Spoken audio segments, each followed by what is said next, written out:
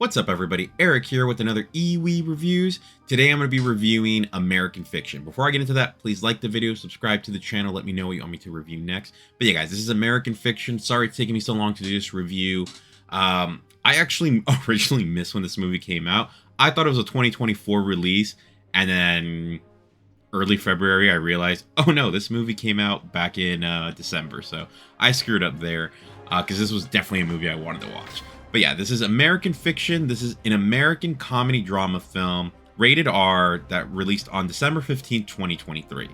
Now, the budget of this movie is less than $10 million, and box office it's about $20.1 million as of February 2024. Now, don't get it mixed up. Like, I can see why this movie didn't do well in the box office. I really think its release date probably wasn't the smartest, if I'm being perfectly honest. Also, along with that, this is a movie that it just seemed like it was a comedy, but I don't think everyone was really into the premise. If you just saw the trailer, I think you're thinking it's one thing, when in reality, it's way deeper than that. I think the drama part of this film's just as important as the comedy aspect of it. So that was something that I think really hurt it. But yeah, let's move on to some other information. The director for this film is Cord Jefferson. The cast includes Jeffrey Wright, Issa Rae, Sterling K. Brown, John Ortiz, Erica Alexander, and Leslie Uggams. The runtime for this film is 117 minutes, and I watched this in standard format, and it does not have any post-credit scene. Seems like a one and done.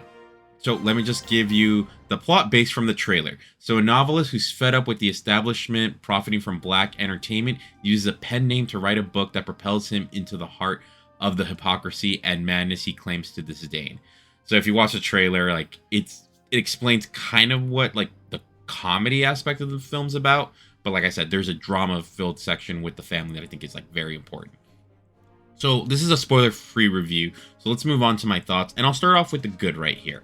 Now, the plot is very interesting. The entire time you're wondering, and the plot of like the book he ends up writing, and you keep wondering to yourself, how far is this gonna go before it turns into a big problem? And you're just waiting for that pen to drop and just be like, oh my god, this is completely gonna blow up in his face, and what's gonna happen? Like, you're completely invested of like, when does the other shoe drop? The entire time you're just waiting for it. And like I said, the movie isn't just about the book, it's also about the family dynamic of like what even gets them to that point. Why does it keep getting so big? And it's really interesting how they get that all working together. The family bonds in this film are actually done really well, and I really enjoyed it so much because I feel like a lot of people can connect to the family stuff of this film. And the supporting cast does an amazing job. Sterling K. Brown, like the entire time I'm just like, this is not the character I expected him to play, but I couldn't stop watching that character. I was just like, I want to see what he does next as well. And his chemistry with Jeffrey Wright, I think that both of them they worked off each other so well that I was just like, I would love to see them in another film together. It doesn't necessarily need to be these characters, but it feels like they work so well together that I want to see them together again. And I did like the whole idea of like just the premise of the movie of like a writer pandering by making a black book that white people would love, and they would like what they think of the book. I thought that was a great idea, and just seeing its crazy success in the movie universe, I'm like, this makes me feel like this would happen in real life if it did happen. And there is a scene in the film, and I'm not like gonna give away what the scene does, but John Ortiz does something in this film, like an explanation of something that I feel like most people are gonna be able to connect with and really understand. And I don't think I'm ever gonna be able to make an analogy the way he does in this film. I think it was probably one of the best analogies I've probably ever heard, and I love the way it was done here. Another thing about the film is that it doesn't overstay its well. I know it's the 117 minutes and it feels like on the longer side, but there's so many layers to this film that I was okay with that length because I thought it really worked really well. And it has such a strong emotional moments that I was just like, I was very invested in this movie. I was just like, I couldn't wait to see what was happening next. I think this is one of the films that I would say probably one of the better films of 2023. And I feel bad that it didn't do so well in the box office. But like I said, I think it was very affected by when it came out in the year. I don't think it came out in the right time for it. But I hope it does well in the Oscars and all that. Because I honestly was I really enjoyed this one. When we get to my score, I'll explain a little bit more. Um, so let's move on to the bad.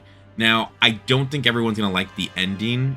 I feel like a lot of people are going to be like, you could have done a better ending with this. But I think for what it was, I think it worked. But I don't think a lot of people are going to be happy with it. Another thing, and I'm not sure if this is a bad thing, but the way that the white characters that were like buying the book, like were really into it, I was just like, I mean, I'm not white, so I can't really protest this or anything like that. But it just felt like, are there really people this stupid in real life? But like, I feel like there probably are, and I kind of hate the fact that art is imitating reality. And it's like, oh no. So that was one of the things I was just like, I'm not necessarily sure if it's real, but I was just like, this feels like it could be real. Now, not good or bad, but like I said, I don't think the marketing of this film did it any justice, because the marketing I felt was going too much on the comedy aspect, where I'm like, there's a really good drama in here. I wish they would have shown that a little bit more, because that wasn't really what I was getting from the trailers and marketing. So let's actually now move on to my score, guys. And based on how like I've been so far in this review, I think you can tell I'm very high on this film. So I'm actually going to give this a 9 out of 10 for amazing. I would say right now it's probably one of my top 10 films for 2023. Did I say top 10? Top 5, my bad. I highly recommend people watch it. I think this is going to be a film that's going to have more substance than a lot of other films from the year. And we had a pretty good year with 2023, but this is definitely one of the ones where like the social aspect, I think we're going to be not necessarily I don't think it's going to have like the social commentary as high as Barbie, but I think it's in that atmosphere, if that makes any sense, because I think it does a really good job of what it does. I just wish more people would have gone to go watch it. But yeah, guys, that's this review. So let's now move on to what I'm going to do next. I'm finally going to do that TED review that I've been talking about for a while. It's going to be the series review. It's going to be spoiler free. I don't think I'm going to do a spoiler version of that review, just because comedy's just so subjective. I just don't feel like there's a reason for me to do a spoiler review. But yeah, guys, I'll talk to you guys later. Have a good one. Bye.